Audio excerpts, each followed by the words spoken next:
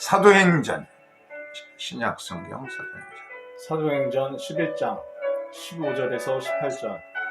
내가 말을 시작할 때 성령이 그들에게 임하시기를 처음 우리에게 하신 것과 같이 하는지라. 내가 주의 말씀에 요한은 물로 세례를 베풀었으나 너희는 성령으로 세례를 받으리라 하신 것이 생각나노라.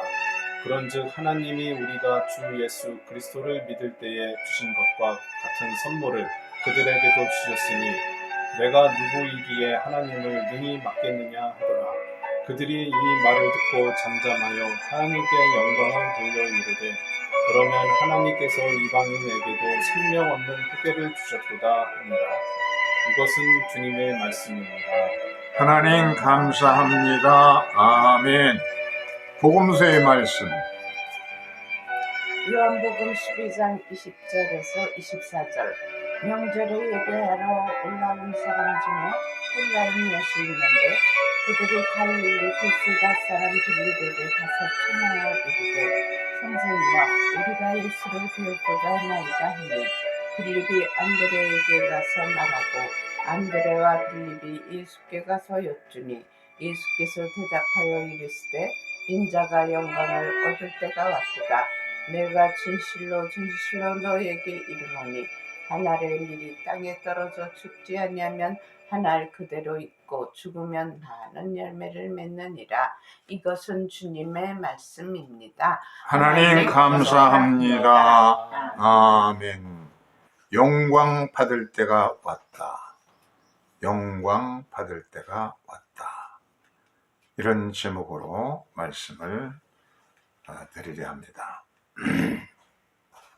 반모섬 항구의 모습인데 터키의 에베소에서부터 배를 타고 성지순례 때 이제 배를 독채로 빌려 타고서 요 이 반모섬까지 가는데 배 옆에 돌고래들이 이렇게 쫙 줄어서 양쪽으로 이렇게 따라오더라고요. 아주 신나게 재밌어요.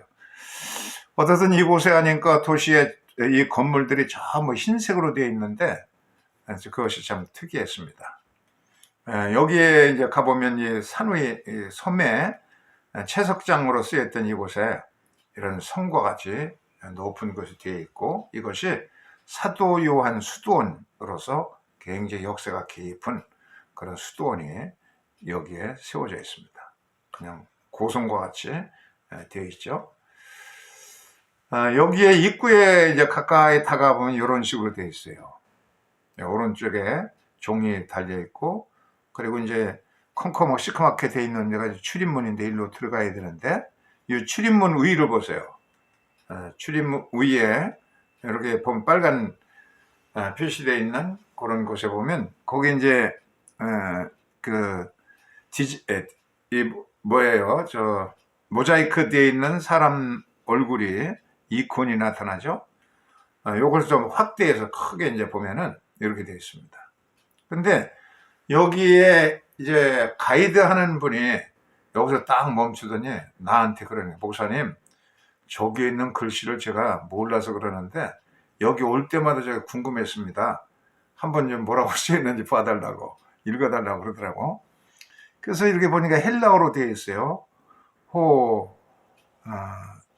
하기오스 요하노스, 이렇게 요한, 거룩한 요한이라고 되어 있고 또 이 옆에 있는 글씨를 보면은 theologos라고 되어 있어요.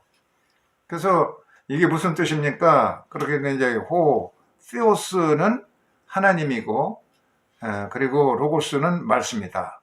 거기까지만 설명을 했어요. 그런데 이제 돌아와서 생각하니까 그분이 이제 가이드가 나한테 이게 뭐라고 쓰였는지 읽어달라고 그래서 읽어만 주었고 뜻을 해설해 주는데 정확하게는 이제 못한 겁니다. theologos 하면은 theology 아니에요? theology. theos, logos. 이게 이제 신학이라는 말이에요. 신학. 그러니까 theos logos라는 얘기는 이제 신학자라는 뜻입니다. 신학자. 최초의 신학자, 최초 신학자는 아니었지만 복음서 기자 가운데 유일하게 이 동방교회에서는 사도 요한을 신학자라 그렇게 부릅니다. 복음서 기록이 다른 복음서하고는 전혀 틀린 방법으로 신학적인 특성이 두드려진 요한복음서인 것입니다. 거기에 이제 오늘의 본문은 요한복음 12장 가운데 23절, 24절에 보면은 예수께서 대답하여 이르시되 인자가 영광을 얻을 때가 왔다. 이렇게 말씀을 하셨습니다. 인자가 영광 얻을 때가 왔다. 이 말씀은 하나의 계기를 이루는 것이 헬라인들이 방문에 있었기 때문에 이 헬라인들이 왜 방문했는지 한번 생각해 보려야 합니다. 이분은 이 이콘의 주인공은 가이사랴의 유세비우스라고 하는 초대교회 역사가입니다. 기원 후 260년에서 340년까지 살았던 아주 유명한 초대교회 역사가죠. 그의 기록이 이제 많이 남았는데요. 이 초대교회 역사가인데 이분이 고대 에데사 왕국의 왕실 문서, 고문서 보관소에서 거기에 번역 작업을 하다 보니까 압갈 왕의 서신과 예수님과 사이에 주고받은 예수님의 친필 답신을 편지를 예수님께서 손수 쓰신 편지를 이제 이것을 번역하게 되었습니다. 여러 가지 이제 고대 아람어로 되어 있는 문서들을 이제 번역하는 가운데 눈에 그냥 크게 띄도록 압갈 왕이 예수님께 보낸 편지, 그리고 예수님께로부터 받은 편지, 이것이 이제 거기에 나온 겁니다. 그래서 이제 번역하게 되었어요. 그러면 에데사는 어디냐? 에데사는 지금 보세요. 터키죠, 여기가 터키고, 이 터키 북쪽에 흑해가 있고, 흑해 북쪽에 요즘에 문제가 되고 있는 우크라이나가 있죠.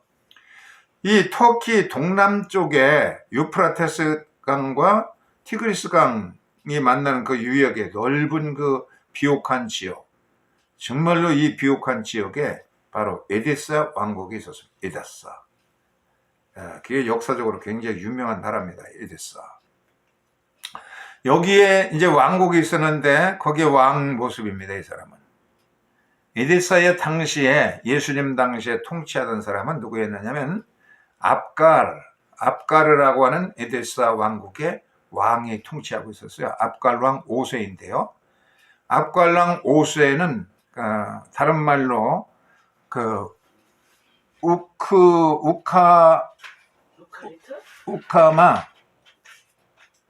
우카마라고 이제 불리는데 이게 블랙, 검다 하는 뜻입니다. 이 검다라고 하는 그 별명을 갖게 된 것은 이 사람이 나병에 걸렸어요. 지긋지긋한 나병 때문에 기원전 1세기서부터 기원 50년까지 한 2, 3세 이렇게 사는 분이 예수님과 동시대 인물인데 압갈왕 5세입니다. 역사적으로 이제 있던 인물이었고, 그래서 이 사람이 유프라테스 티그리스 강 유역의 비옥한 메소포타미아에서 왕국을 가지고 있었던 왕이었습니다. 그런데 나병이 들어왔어요. 나병이 발병해가지고 문둥병이죠.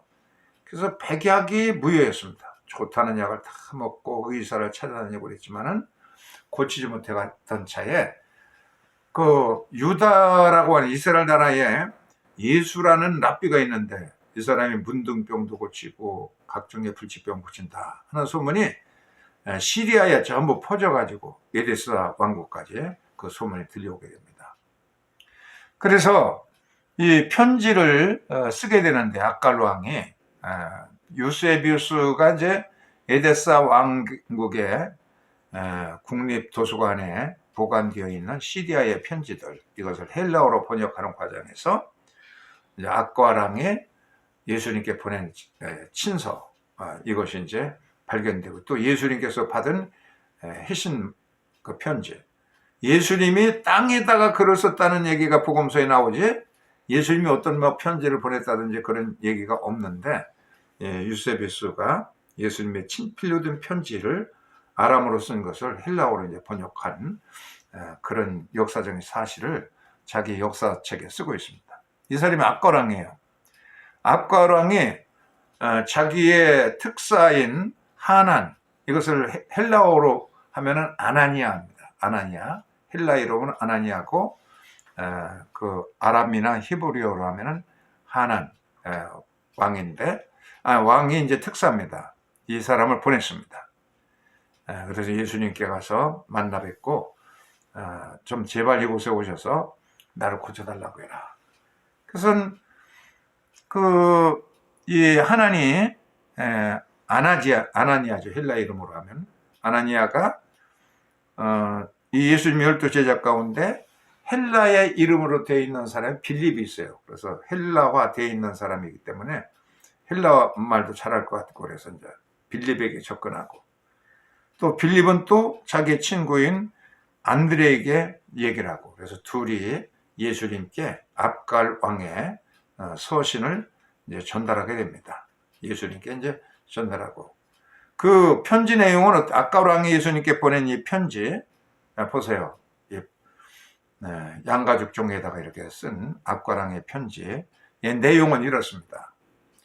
내가 기하 예수님의 치유에 대하여 들은 바로는 약과 약초를 쓰지 않고도 말씀으로써 명하여서 앞을 보지 못하는 맹인들의 눈을 뜨게 하고, 그리고 다리 저는 사람들의 아픈 다리도 성하게 고쳐주고, 나병 환자도 더러운 그 피부병을 깨끗하게 해주고, 말 못하는 벙어리 입도 열어주고, 그래서 말을 하게 하고, 더러운 귀신들도 쫓아내어 온전하게 하고, 죽은 자도 다시 살린다고 하는 소문을 들었습니다.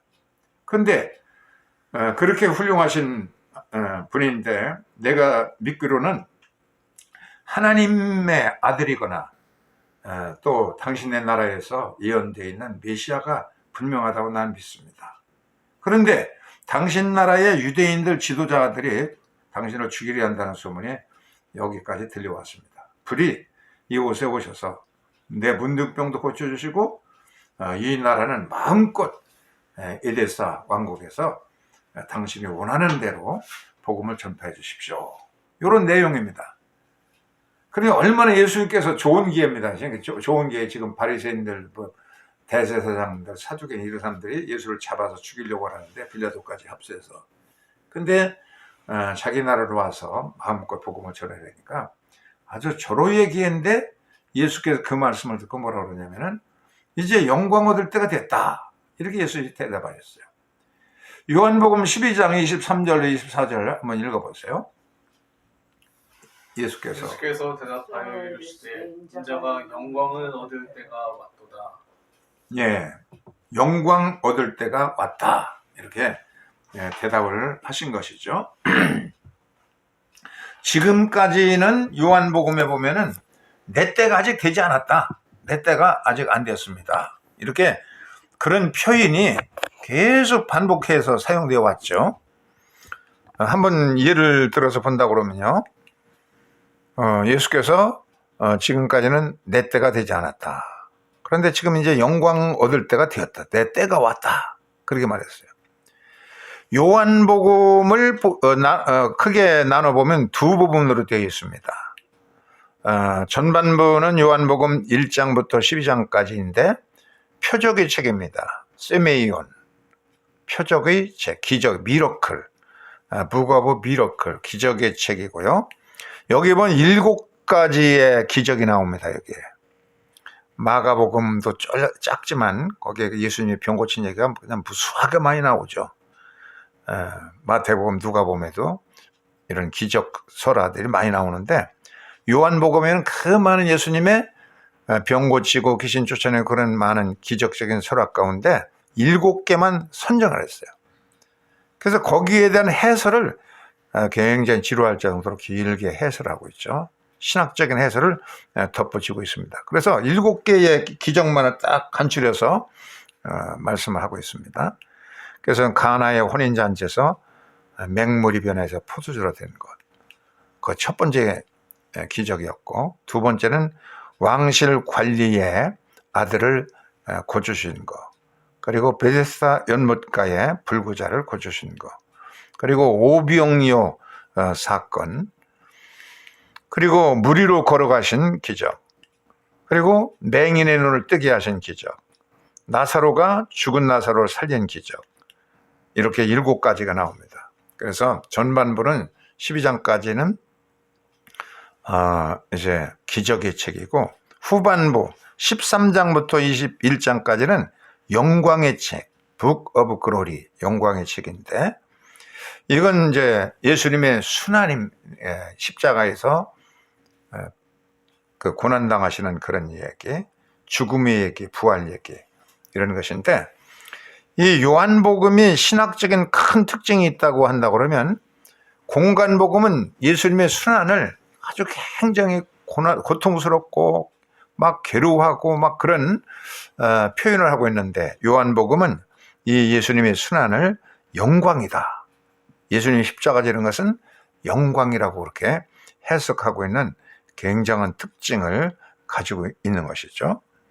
그래서 그 중간에 기적의 책과 영광의 책을 연결하는 12장에서 내 때가 이제는 왔다, 인자가 이제 영광 받을 때가 되었다라고 말씀하면서 그 고난의 그 십자가 지는 것을 영광의 순간으로 그렇게 말합니다. 요한복음에는 또 7가지 에고 에이미, 나는 이다 라고 하는 표현인데, 에고 에이미는 구약 성경의 출애굽기 3장 14절에 모세가 자기에게 말씀하시는 그런 하나님의 이름을 물어봅니다. 도대체 당신 이름이 뭡니까? 그러니까 하나님께서 에고 에이미, 헬라어로 보면은 에고 에이미, 나는 뭐뭐이다. 히브리어로 보면은 뭐라고 여기 히브리어로 되어 있냐면 에헤예라고 되어 있습니다. 에헤예, 나는 스스로 있는 자다, 나는 나다, 이렇게 번역되는 건데, 이것이 요한복음에 7번에 걸쳐서 나옵니다. 뭐 아무리 기적이 많고 그래도 이걸 모르면 안 된다는 거예요. 나는 생명의 떡이다. 오병이어의 기적기, 그 빵을 먹고서 기뻐할 것이 아니라 내가 하늘로부터 빵이다 하는 그런 것이고, 나는 세상의 빛이다, 나는 양의 문이다, 나는 선한 목자다, 나는 부활이요 생명이다, 나는 길이요 진리요 생명이다, 나는 참된 포도나무다, 이런 식으로 나는 이다. 하나님이 자기를 표현할 때 쓰는 그런 용어가 헬라어로는 셉사진트 70인역의 에고 에임이고, 히브리어 성경에서는 에흐예입니다. 나는 스스로 있는 자이다 하는 그런 표현을 예수님은 7번이나 강조해서 하나님의 특성을 7가지로 나눠서 말씀하는 그런 신학적인 특색에 두드러진 책입니다. 전에는 내 때가 되지 않다고 그랬어요. 요한복음 2장 4절에도 내 때가 아직 이르지 못하였다, 마리아에게, 어머니 마리아에게. 그리고 요한복음 7장 6절에 형제들에게 내 때가 아직 안 되었다. 7장 8절에도 내 때가 아직 안 됐다. 7장 30절에도 그의 때가 아직 이르지 않았다. 8장 20절에도 이렇게 때가 아직 안 됐다고 그랬는데, 이제는 때가 왔다, 영광 받을 때가 됐다. 요한복음 12장 23절부터는 이제 영광 받을 때가 됐다. 지금은 고난의 십자가를 요한복음에서는 전부 영광, 예수께서, 하나님께서 예수님 보내신 것이 세상에서 인류를 위해서 고난의 십자가를 지라는 건데, 고통스러워도 이것을 치는 것이 이제 최고의 영광이라는 겁니다. 영광의 책, 예수님의 순환 얘기를 갖다가 부활까지 쭉 해서 영광의 책에 자세히 이제 기록하고 있는 그런 신학적인 특징을 요한복음은 가지고 있는 것이죠. 그래서 영광의 때가 왔다는 것이고, 그 다음엔 하늘의 미랄이 땅에 떨어져 죽어야만 된다 하는 것을 역설하십니다. 내가 정말 에데스 왕국에 가서 마음껏 참 기독교 천국을 만들고 싶지만 그러나 내가 죽여야 된다. 그래야 열매를 많이 맺는다. 요한복음 12장 24절 빨간 글씨 한번 읽어보세요.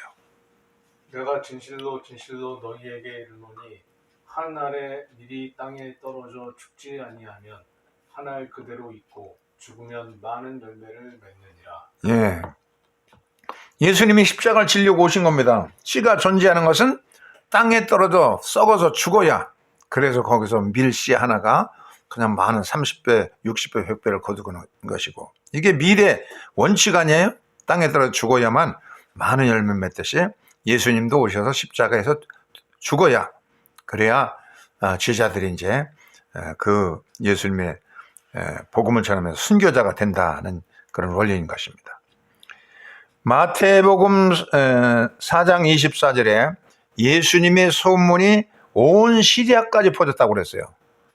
에데사까지도 다 퍼졌다는 얘기예요. 그러니 압갈 왕이 그 소문을 들은 거죠.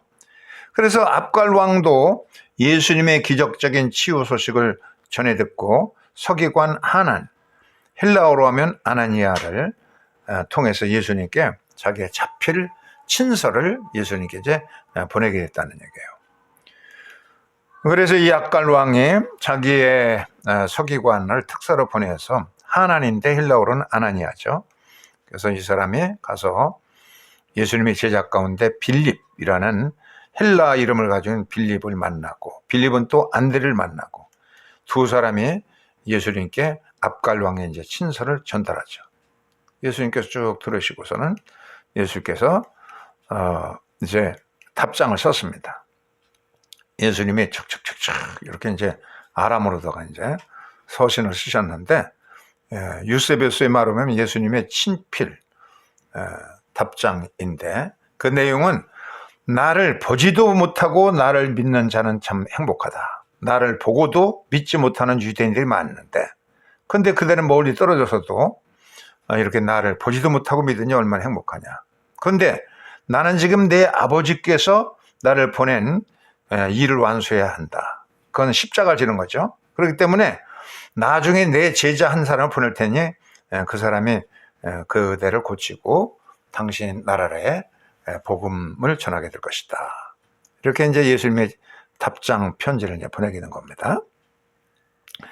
이 대제사장 뜰에서 예수님께 이 편지를 이제 전달했어요. 그리고 예수님의 얼굴을 이렇게 먼저 초상으로 그리기 위해서 손수건, 깨끗한 손수건 꺼내가지고 이제 붓을 들고서 예수의 얼굴을 뚫어지게 봅니다. 예수님의 얼굴을 착착착 그리려고. 그러니까 이것을 눈치챈 예수님께서 그 손수건을 받아가지고서는 얼굴에다 꽉 이렇게 전체 얼굴을 닦으시고, 거기에 이제 예수님의 얼굴이 탁 찍혔습니다. 손수건에. 이것을 에데사 왕 압갈에게 전해줘라. 그렇게 예수께서 말씀하셨어요. 이 수건에는 예수의 얼굴이 생생히 찍혀 있었습니다. 이 수건을 펼치는 이것은 이제 본국에 들어가서 예수님의 서신도 전하고, 이 손수건, 예수님의 얼굴이 찍혀 있는 이 손수건을 전하게 되죠. 그 후에 이 손수건을 받아보는 순간에, 예수의 얼굴을 딱 보는 순간에 그 지긋지긋한 압갈 왕의 문둥병이 깨끗하게 고침을 이미 받았습니다. 오순절이 지나고 제자리에 성령 받아가지고 각 나라로 전부 파송받았어요. 그때 도마는 다데오는 70 제자 가운데 한 사람이었는데, 시리아 에데사로다가 다데오를 70 문도였던 다데오를 이제 파송하게 됩니다. 다데오는 에데스 왕 압갈을 이제 만나게 되죠. 압갈, 이것은 시나이 반도에 거기에 카다린 수도원이 있어요. 카다린 수도원이 있는데 여기에 소장하고 있는 압갈 왕이 지금 예수님의 초상화가 딱 찍혀 있는, 사람이 붓으로 그린 것이 아니라 참 이렇게 손으로 그려진 것이 아닌 이 송상화를 들고서 보는 순간 문둥에서 고침받는 장면을 그린 그림을 지금도 카드린 수도원의 이콘으로서 보관되어 있습니다. 이것을 예수님의 만델리온이라고 합니다. 만델리온이라는 것은 뭐냐면 그렇게 손수 그린 것이 아니라 손수건에 찍혀 있는 예수님의 이콘, 이것은 이제 만델리온이라고 하는데, 이걸 보면서 압갈 왕이 다디오에게 얘기합니다. 나는 이미 예수님의 얼굴이 이렇게 찍혀 있는 이 만델리온을 보고서 치유를 받았어. 그대가 이제 온 것은 잘 왔으니까 우리나라에서 마음껏 복음을 전하시오. 나는 이미 예수를 믿어서 고침을 받았습니다. 그러니까 최초의 예수 믿는 크리스찬 왕이 콘스탄틴 310년도에 나타났던 그 로마의 황제 콘스탄틴이 최초의 예수 믿는 황제가 아니라 압갈 왕이 예수님 당시에 이미 예수를 믿은 그 기독 크리스찬 왕이 된 것입니다. 시리아 에데사 왕국은 최초의 기독교 왕국이 된 겁니다. 다디오가 가서 그냥 왕이 예수를 믿고 그냥 문둥병에서 치유받았으니까 엄청난 그런 능력으로 이 나라가 복음화됩니다.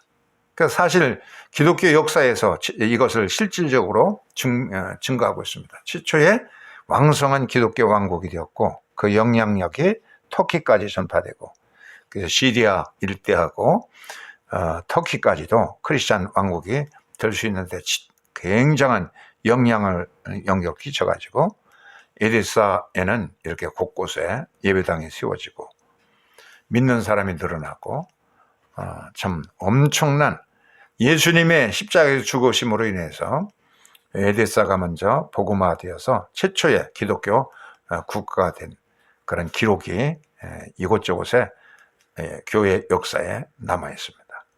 이것은 하나의 번복인 것이고, 이렇게 주님은 십자가를 지었지만 그 영향력은 세계 도처의 사도들에 의해서, 또 70문도에서, 또 예수를 보지도 않고 믿는 우리들에게까지 엄청난 결실을 가져오게 된 것입니다.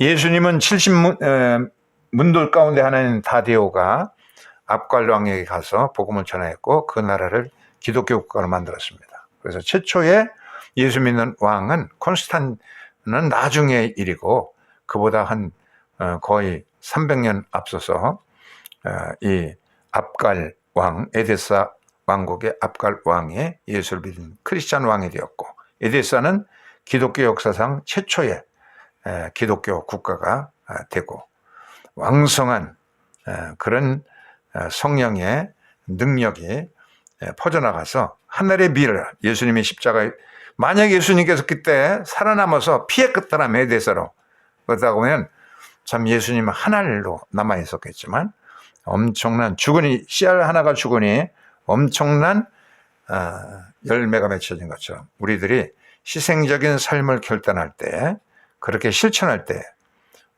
이렇게 주의 복음은 전파된다는 사실을 기억하고 실천하는 크리스찬이 될 수 있기를 주의 이름으로 축원합니다. 아멘. 네 줄 가까이 3, 4절 부르겠습니다.